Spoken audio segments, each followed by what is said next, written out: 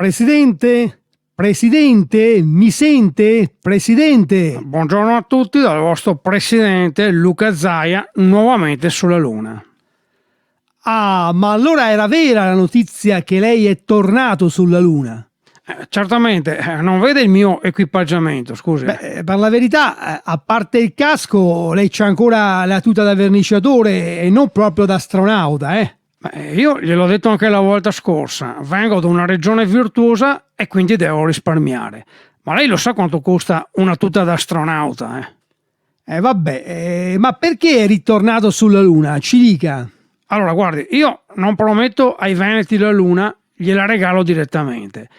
Noi siamo venuti già una volta e adesso sono tornato a controllare come vanno le piantagioni di prosecco che abbiamo impiantato.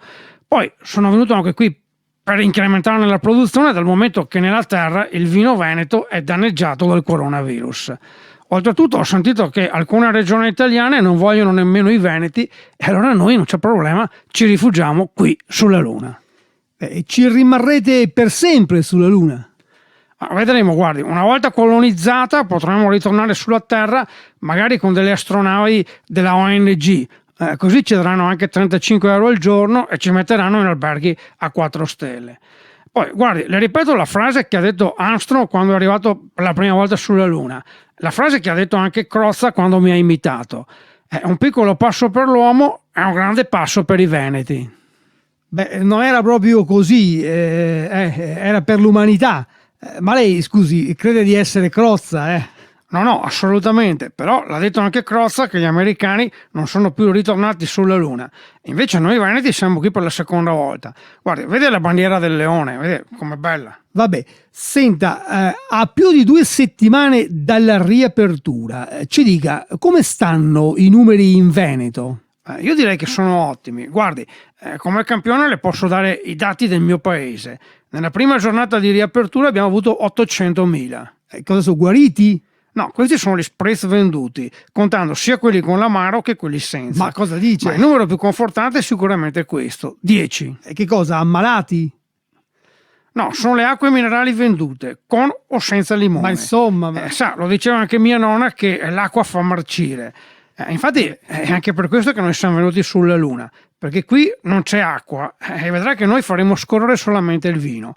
Oltretutto, sa perché abbiamo sconfitto il virus? No, avrete trovato il vaccino, spero. No, l'abbiamo sconfitto grazie al prosecco. A parte questo, il coronavirus è stata veramente una gatta da pelare. Ma una gatta o un topo, eh? Guardi, non mi provochi con queste battute perché, come avevo già detto a suo tempo, noi i topi non li mangiamo, anche perché noi abbiamo questo. Ma che cos'è quella biscia, Presidente? Questo è il carbonas, è il serpente buono dei veneti che caccia i topi. Ma a parte questo, allora, se qualche veneto volesse venire lì sulla Luna, qual è l'indirizzo? Ce lo dica. Beh, guardi, l'indirizzo lo darò a tempo debito. Per il momento devo andare a cambiare tutta la toponomastica della Luna. Non so se è inteso, la toponomastica. Vabbè, Presidente, allora noi la salutiamo, le facciamo in bocca al lupo e a presto. Sicuramente a presto dalla Stazione Spaziale Veneta della Luna, Luca Zaia. Menegari sul secco, specie sul frizzanti secco, e il galco è or dell'oro secco, e se un capo è a volo secco. se può gustarlo in tutte stagioni, ma quando che se son leone, fa rinfrescarsi il becco che vuole forse.